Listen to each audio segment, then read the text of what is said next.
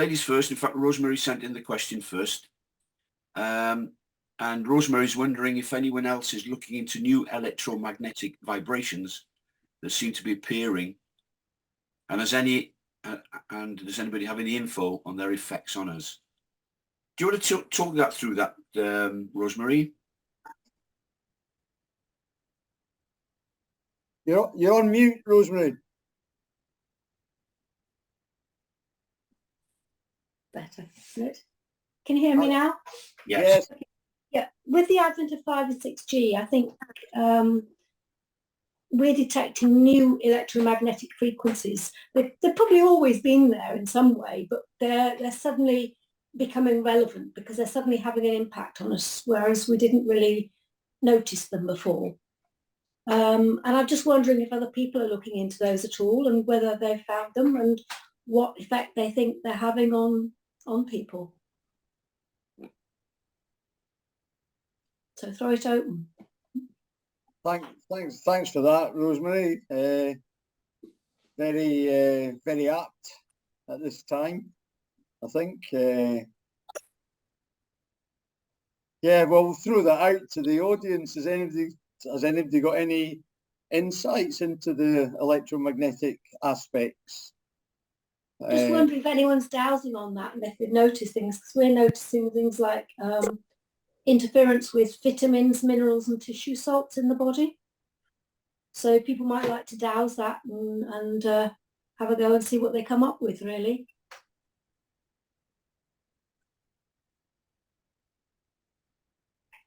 I wonder if that would be a question for the dowsing research group, David.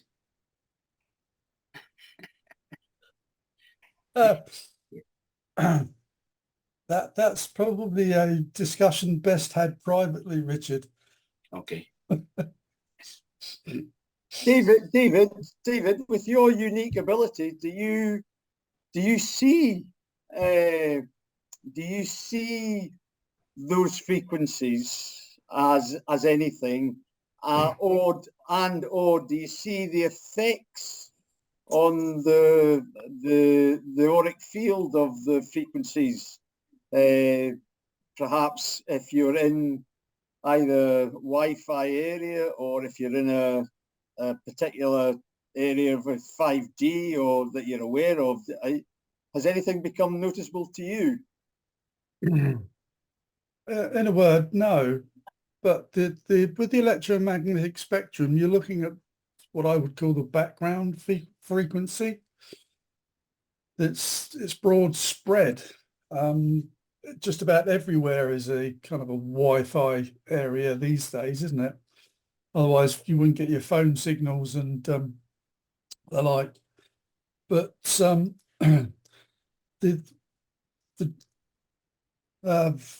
vibrational frequencies that this one behind me is sound, so it doesn't really come into electromagnetic spectrum at all because that's all light.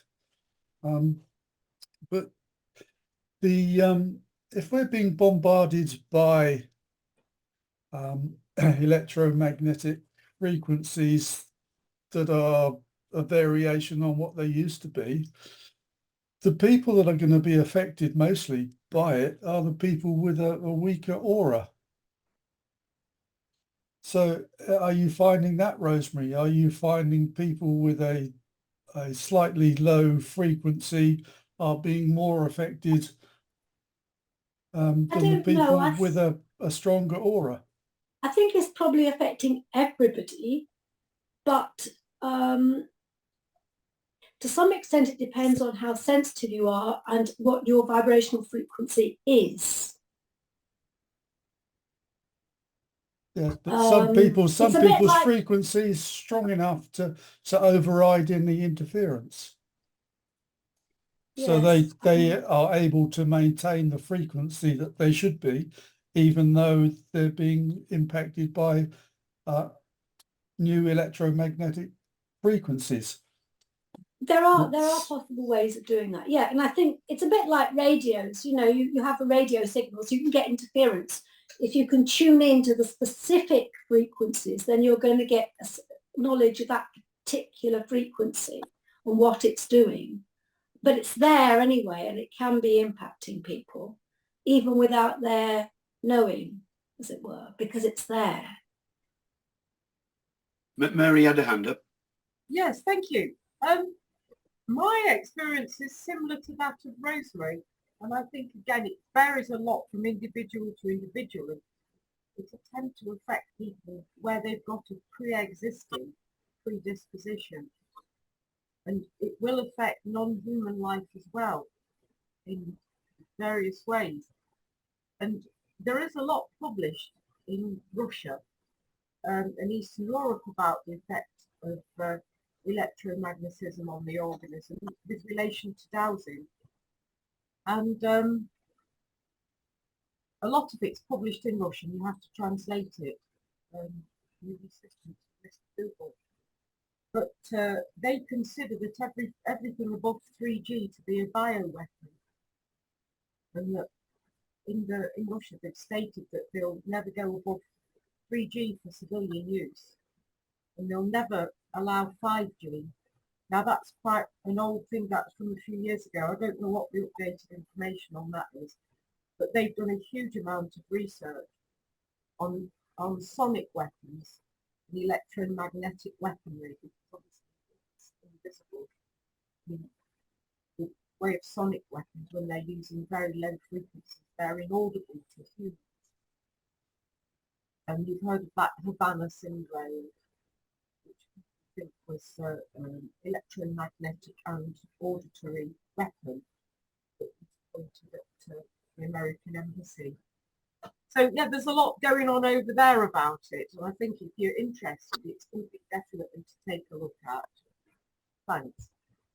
Okay, thanks, Mary.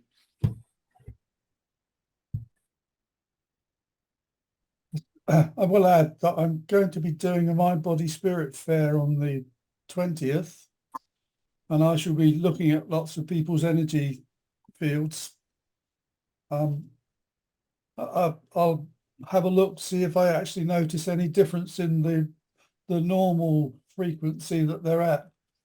Because when I'm viewing people's energy, it's pretty much the same as looking at sound lines, but I just look out of my forehead and I'm holding someone's hand. So I'm looking into them or around them. And if everything's in good order, all I would see is this kind of indigo with a sprinkling of stardust. And that's the frequency that they should be at. But if there's a variation on that, I'll report in next month. Okay, thanks, David. I think maybe it's a good idea to concentrate. Well, I did Jack's course and he concentrated very much on different systems. And I would say that it's possibly the immune system that is being most targeted by these vibrations. And as such, it may cause problems in a person depending on where their individual weaknesses are. So it will not be the same for everyone at all. Everyone's going to be very, very different. Yeah, but to me, the people that actually start to worry about it and start focusing on it and start letting it in are the ones that are the most affected by it. Because if you're not worried about it and you don't let it in, then you're not affected by it. And that goes all the way across the board with dowsing. To me, other people's opinion may vary. It's a very individual thing, yeah. I think certainly it's a very individual thing. So, yeah. I would share David's sentiments on that. And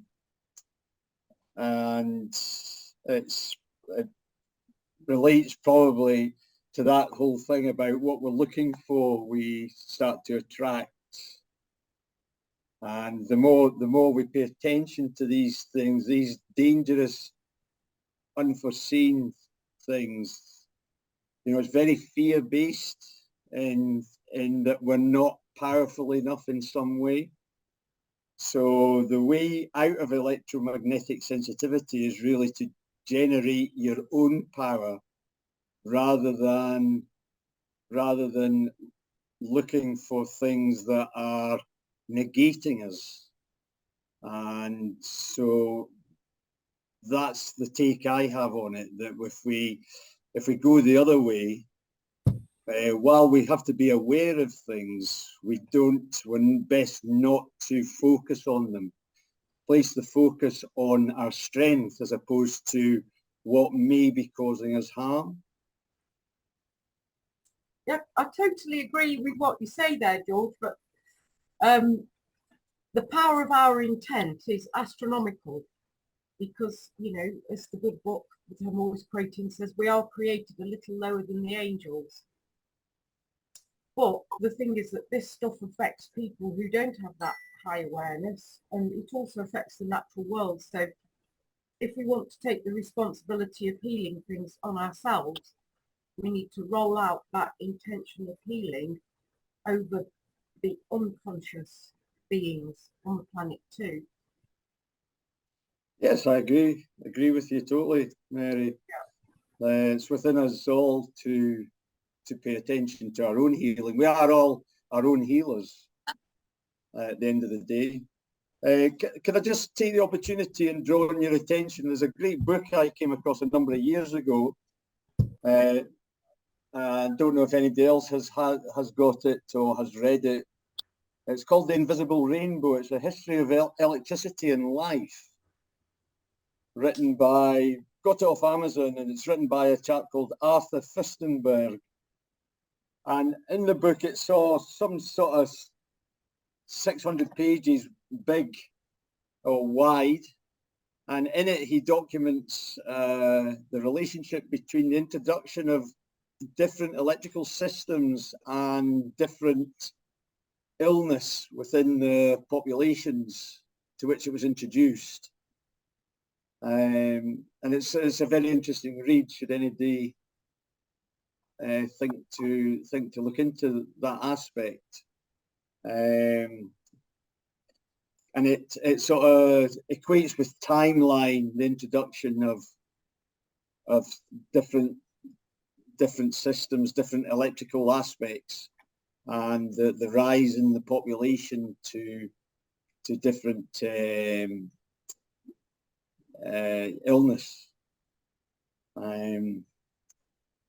which I suppose all goes together to highlight how electromagnetic that we all are, really, and how we can be influenced and strengthened through that awareness of our electrical magnetic energy.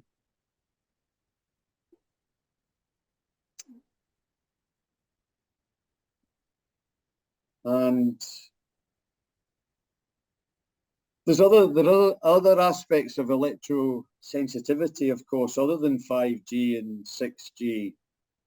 Things that are in our homes that we can become sensitive and electrically sensitive to. Has anybody got any experience of dealing with things in their own home? Well, Chris has got his hand up. Chris Tim? Yes, Chris. Just going back to information that's available to us to find out about EMFs. There is a massive amount on the internet, and I think it's important to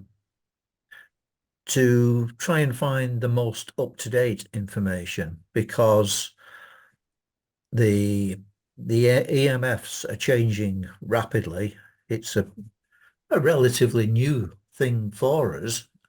Its history only really goes back as a serious problem, probably 50, 60 years. So it's important to get some of the newer information that's available to us. I can mention a couple of books. There are some books by dowsers, such as Graham Gardner's Basic Guide to Technopathic Stress. That's a brief book, but up to date. There's a couple of American people who've written in depth about the problems. One is an American medical doctor, Dr. Joseph McCullough. He's written a book called EMF star D, EMF.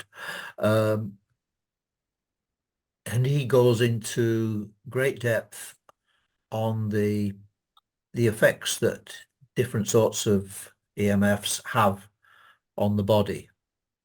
And it's a fairly up-to-date book, but he goes into the detail of the mechanisms that by which the EMFs affect the body. Another person who's written a good book is an American guy called Lloyd Burrell. He has written EMF Practical Guide. And his writing has come from the viewpoint of somebody who suffers very seriously from EMFs. So he's had to try and find his own solutions. So he's a pretty good source of practical information. But as you were saying, George, there is a lot that we can do to take things into our own hands.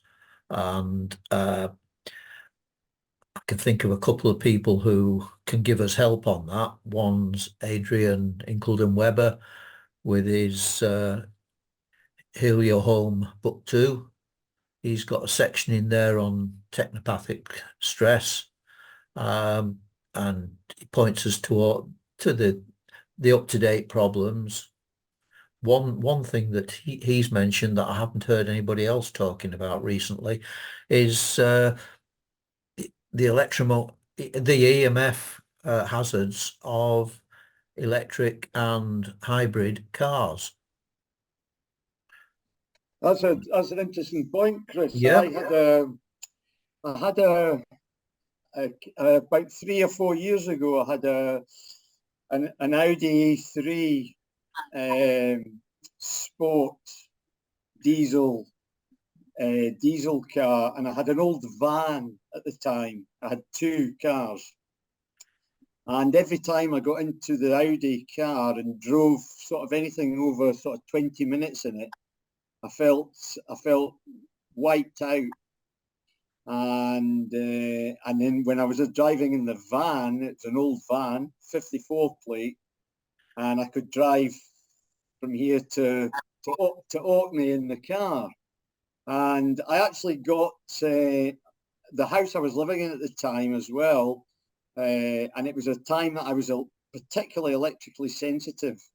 So I was going back about 3 to 4 years, and I had my whole house surveyed by a person who came into the house and took various readings using various meters, and at the time did a survey type thing on the cars. I asked her to look at the cars as well, and the sitting with the engine on in the driver's seat of the Audi A3, it was like sitting in a soup of high magnetic frequencies, and I was able to see this, something I knew, but I needed probably validation in some way, and I immediately got rid of the car because of how it made me feel. And it was to do with the electronics in the car, the computer system under the bonnet, etc., etc. Probably the GPS and all that was in the car as well at the time. So it's a good point you make about the electric cars that are getting pushed at the moment, and perhaps it might not have our best interests at heart. But has anybody else found that driving?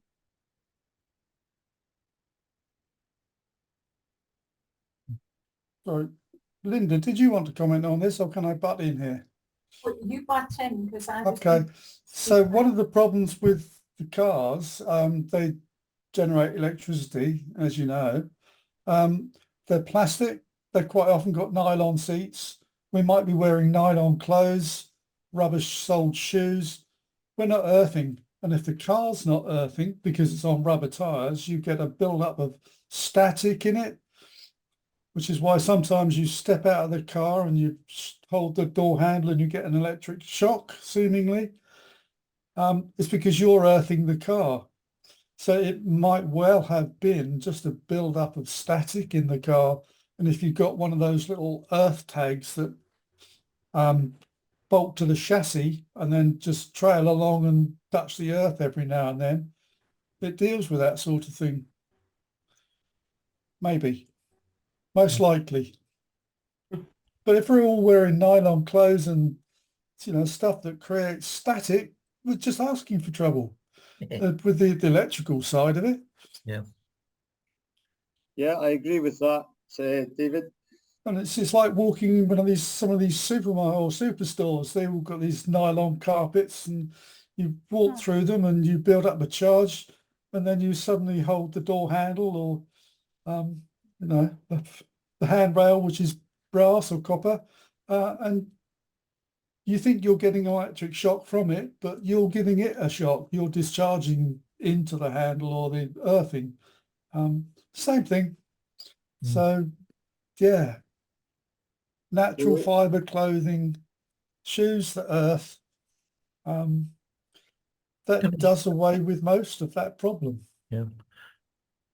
Can I just add something extra to what, or continue with what I was saying before? I mentioned Adrian Incleton Weber. In his book, he does have what I don't know how he describes it, but they seem like a blessing or statement of intent, which you can use to minimize the effects of EMFs within your home, and probably do the same with your car if you're having problems with that. And I noticed that Melinda Iverson, who's going to be at the BSD symposium, she also has protocols for getting rid of alternating current problems in your house and EMFs. So I think we need to explore those and see whether they make any difference to us. Absolutely. One of the things I learned, Chris, just recently was about how we can neutralize these frequencies. What sort of techniques are you thinking of there? Just asking for the frequencies to neutralize. Yeah, that's exactly the sort of thing that Adrian and Melinda are recommending. Yeah. And there's another great technique as well I came across for people who are electrically sensitive and can be used in other things as well. I've mentioned it before, and that is to dowse to find a number. So the number of your sensitivity to a particular electrical aspect, be it if you're sensitive to Bluetooth or to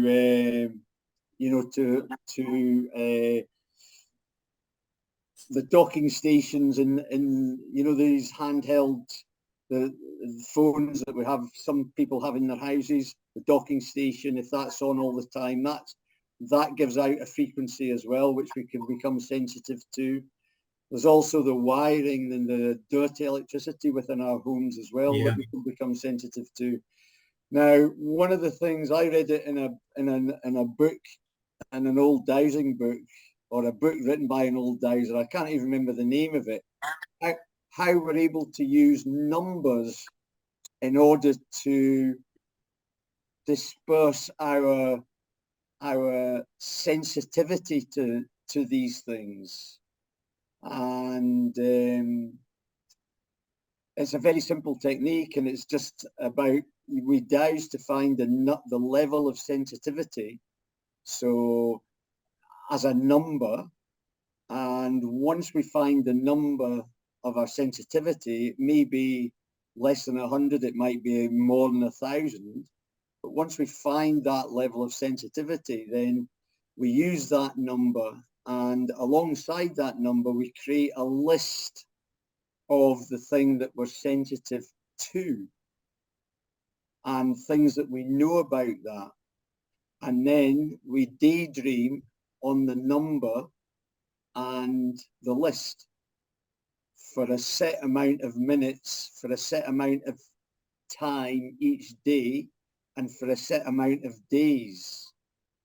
And what you find is, if you follow that information through your own dowsing and practice that, then your sensitivity will go down. It may not stay down. It may be something that, if you're sensitive to something, it may be something that you have to repeat, but it gives you, for somebody that's particularly sensitive to an electrical aspect, it gives a great deal of relief. And not only that, it puts something in your control as well, which is very powerful, so that you're then able to take charge of that situation. So if you know something that you're sensitive to, get a number that relates to your sensitivity, create a list about what it is you are sensitive to and the things that you know about it, and then daydream around the number and the list.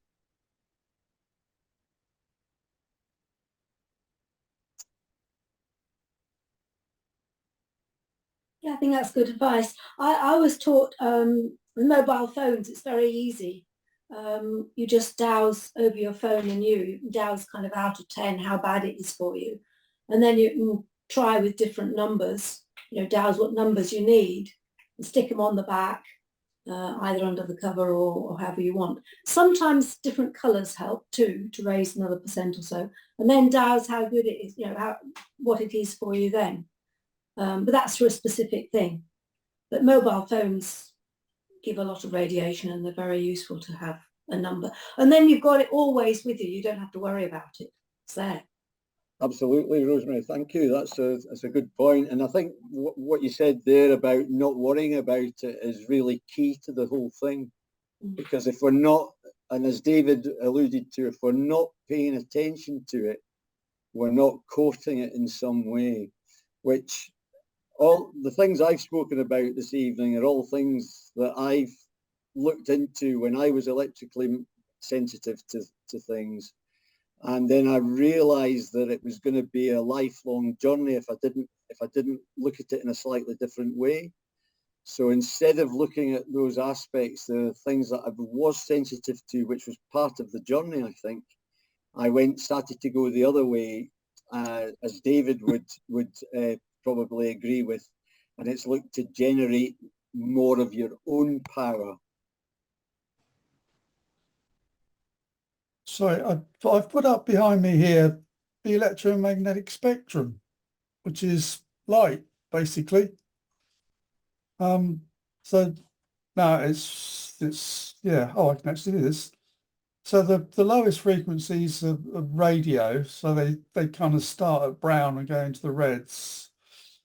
They're detectable, as are microwaves. So if you start getting interfered with microwaves, you're going to cook, and infrared heats you up. Visible light, okay, so we can get burnt from the sunlight. But then you get round to the other side, ultraviolet. I have to confess, I don't know too much about that, but you get past the ultraviolet, and then you're getting into waves which can destabilize your atomic structure, the way you're glued together. So you get up to gamma rays and the ray guns that the aliens use that make you just kind of fall apart. You really are in trouble. But I think most of the trouble that we're talking about is down here at radio waves, talking for your phone masts and 4G and 5G. But I'm not sure where electric comes in that. Is that a whole different can of worms? But electricity generally needs something to conduct it, whereas all the rest will just fly through anything. What it actually flies through, of course, is a different matter. But it does have the waves of things like infrared, microwaves, and going the other way, they all have an electric and a magnetic component in the wave. And the things that are causing a lot of the concern at the moment are in the microwave region, because that, although it's very similar to radio, the Wi-Fi and mobile phone signals are all in the microwave region. right. Well, we certainly conduct electricity. I always remember seeing something in the paper years and years ago. They were doing an experiment somewhere near Bristol, I think it was, near the power lines there, and somebody had stuck a whole load of electric light bulbs, the old-fashioned kind, to the long tubes, in the ground, and at dusk they kind of lit up. And if a person went along and touched them, it would go dim because the person would be taking the electricity charge away from the light, because we were more electrically sensitive than the actual light was. And that always concerned me, because I thought, where do we put all these animals? You know, the poor horses and cows and things, they're normally in fields with these pylons, aren't they? Yeah, no, I was working in a house many years ago, and it was about 100 yards from one of these major pylon, all the lines going overhead. And for some reason, I had to find the nails in a wall. I needed to find where the studs were in a plasterboard and stud wall. And you get a little detector that detects metal. And it goes beep when you detect the nail. But then when I was trying it, it was going and it was picking up static. And not only were the walls all charged with static, the carpet was, the ceiling was, the curtains were, the furniture was, everything I was picking up static. And that was 100 yards from a pylon. So yeah, you certainly don't want your house near one of those. No. And the effect that it was having on the customer was lots of headaches and a bit of depression. It was interesting. Near here, we've got Merton Abbey Mills, and they've got some of these huge pylons around there with loads of buildings right next door. And there's a shop in the middle of that, Charlie's Rock Shop. And the whole area is balanced basically because of some of the crystals in the shop. It's amazing. Quite a lot of the area is therefore balanced. Anecdotally, racehorse owners don't let the racehorses be stable anywhere near high tension cables or pylons, or let them be stuck in fields near them either. So racehorse owners know a thing or two about what affects their animals, because they monitor their performance so closely. It's obviously doing something. Thanks, Mary. Linda, did you want to say something earlier? Yes. When you were talking about intent, and also about what you focus on is what you attract, and I get that, and how that if we don't focus on things, we're more protected. But what question I have around that is, and we've been talking about pylons, and we know the incidences of leukemia with young children with who live close to pylons. They're not, these young children won't necessarily, well, they won't know about that, and yet, so they're not focusing on that, and yet they can get the likes of leukemia, and there'll be other things like that. So how is that explained?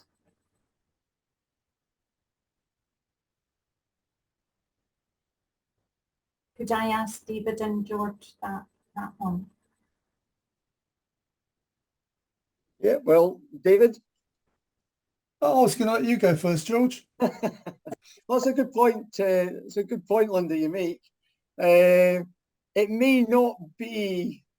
It may not be the real reason for the leukemia. Is one aspect. There might be other factors to be considered. The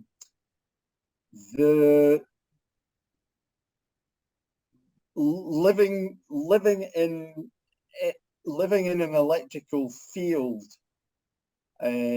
will have potentially the capability of lowering our frequencies, because it's the way I see it is that it's like we are a battery, if you like. We run on electrical energy as individuals, and so unless we keep ourselves charged and fully charged, i.e.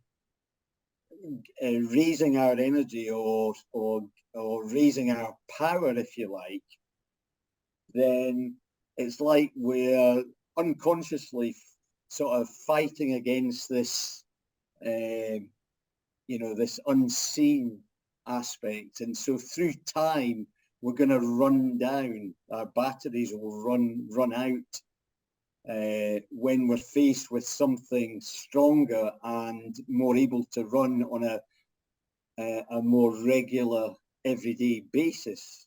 Is how I sort of see it. And so I think it becomes really important for us as individuals to be aware of our own electrical self, and to really generate and look to generate our own power within ourselves. Because when you go down the line of, you go down the line of that fearful aspect external of us that we can't see, then it depletes us. It takes away our power. That very thought makes us a victim of our circumstances. And so we don't want to be that victim. We want to be in charge of our own energy.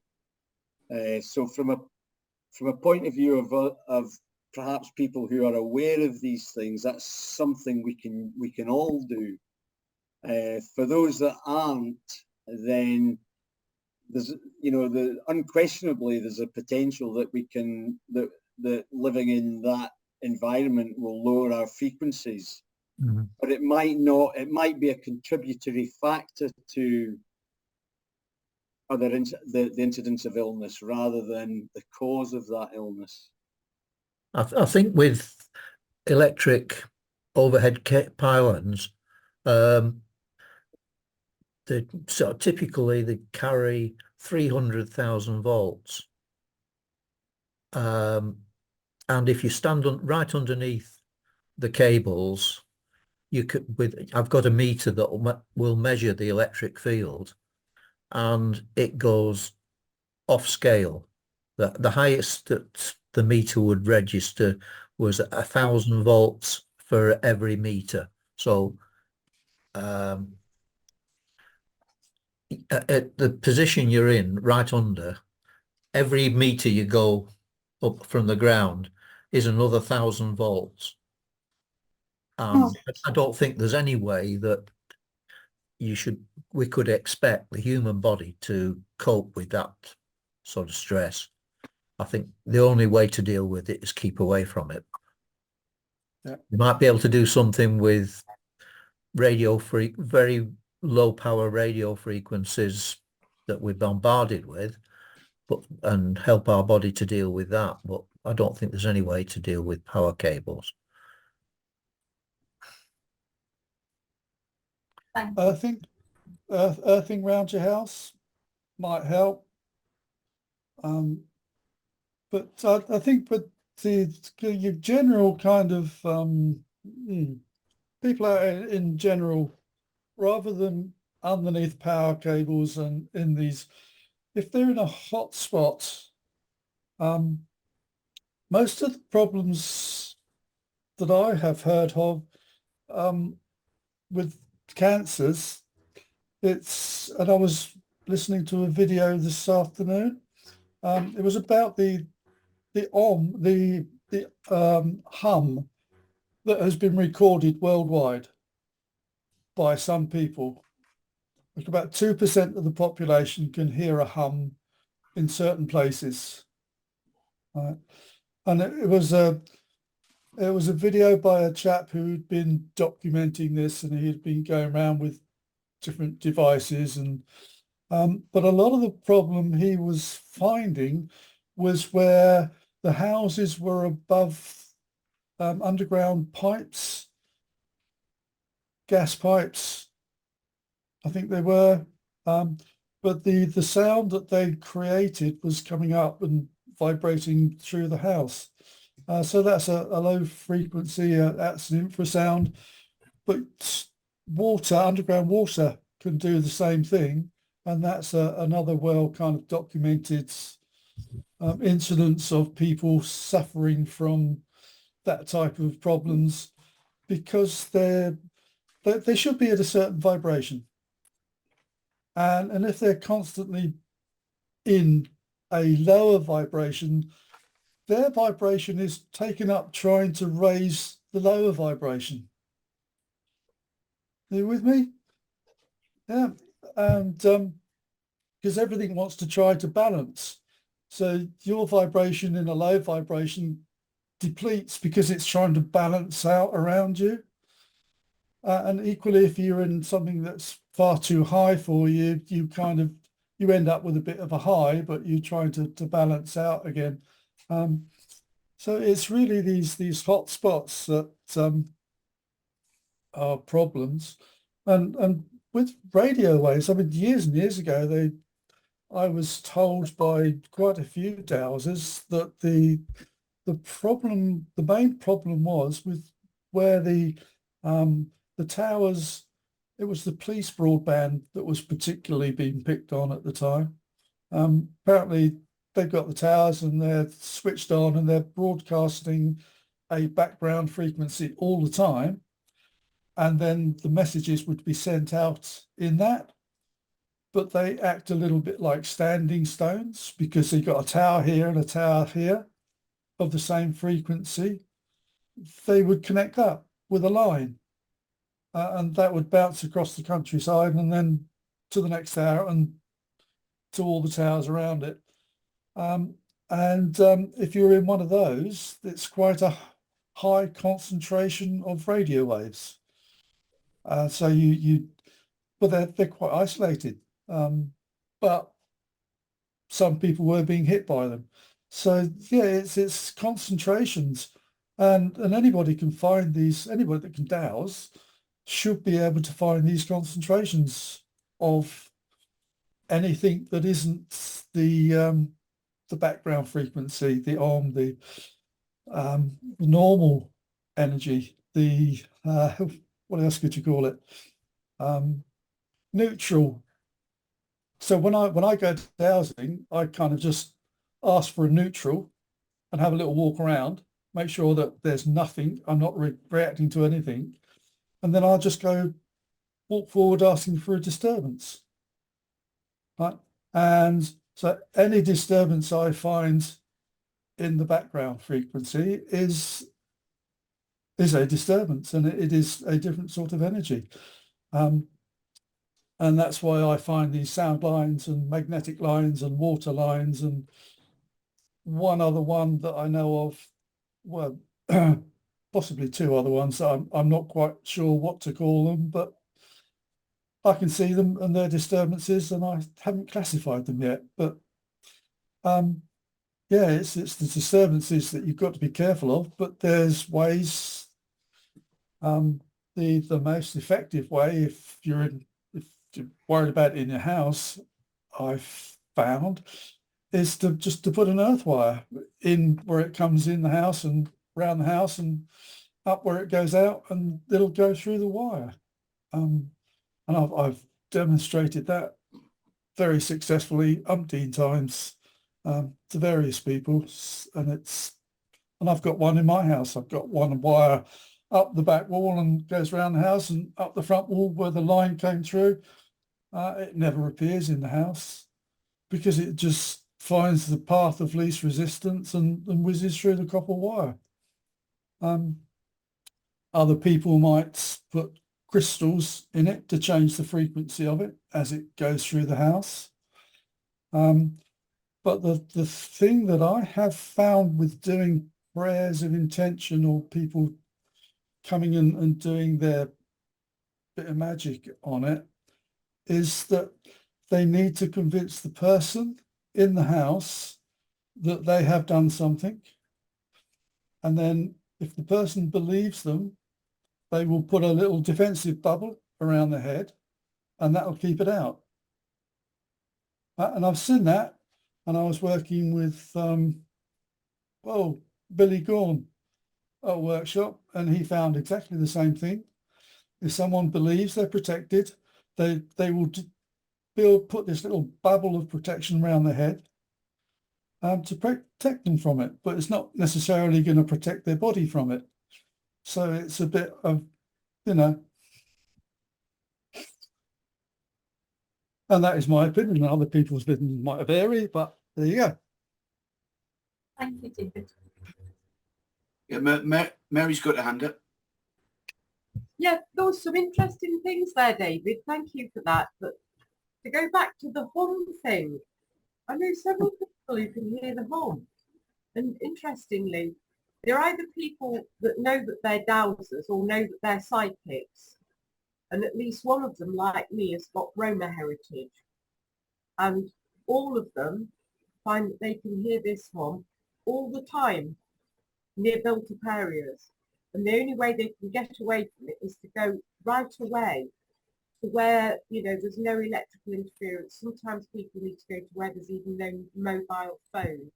I know somebody who's affected that badly is currently sleeping in a hammock in a wood because he's so sensitive to it. That's the only way he can get any sleep.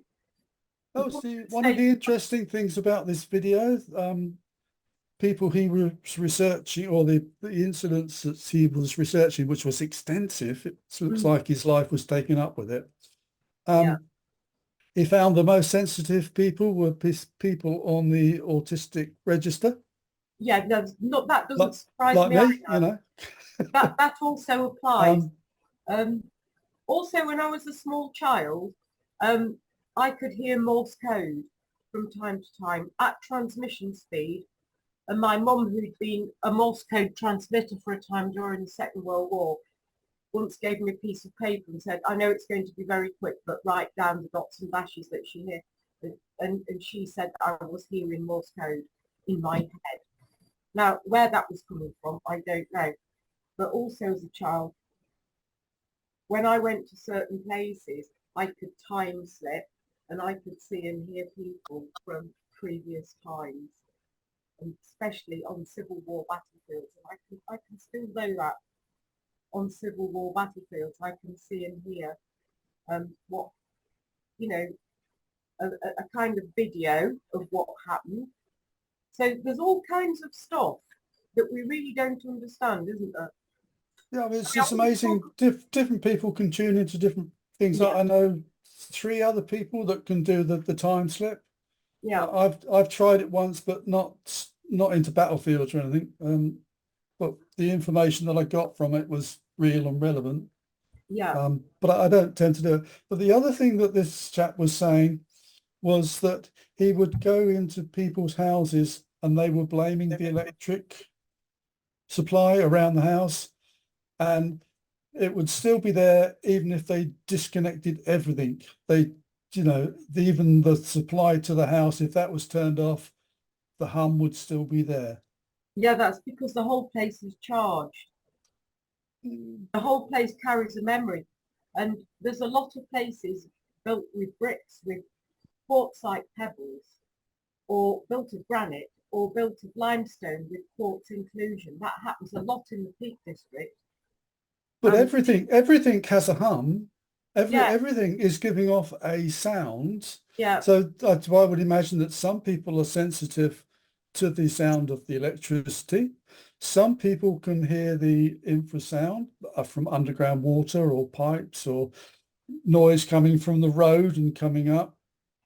And other people might just be picking up the sound of the stones. Yeah. It's interesting, isn't it? Because the Australian Aboriginals can hear the footfall of people miles and miles away. In the same way that elephants can hear the footfall of other elephants, you know, at least 100 miles away. So can the Aboriginals, because they live in such a quiet, you know, the ones that have managed to retain their traditional way of life, which are few now, I'm afraid, they'll see us out. I reckon those guys that are still living how they lived 10,000 years ago are going to be the people that carry the human race forward when we've completely shafted ourselves. Anyway, that's just my personal belief, because one of my dowsing guides is an Aboriginal, and that's my understanding of it. But, you know, I don't call myself a scientific dowser, because science doesn't yet understand or explain everything that I experience. But that doesn't mean to say, because you can't measure it and you can't describe its causality, that it doesn't exist. Yeah, no, my understanding with the elephants and whales and they don't necessarily hear it, they kind of feel it. Well, the elephants, I am told, feel the infrasound through their feet. So it travels through the earth and they pick it up. Whales, it travels through the water and they might hear it through the ears, but possibly feel it through the body, and possibly the Aborigines have retained that ability. I mean, because if you reliant on hunting animals, to be able to hear animals kind of galloping around a mile away, Yeah. and you're feeling hungry, you know, you've got to know which direction you need to be going in. So if you can feel that through your feet for hunting, yeah, a really good ability to hang on to. Definitely. But we can't do it because we're wearing shoes. Yeah, we've had to get used to such a high level of interference that we block a lot of it out. Unconsciously, we're blocking all the time what we let in because we have to.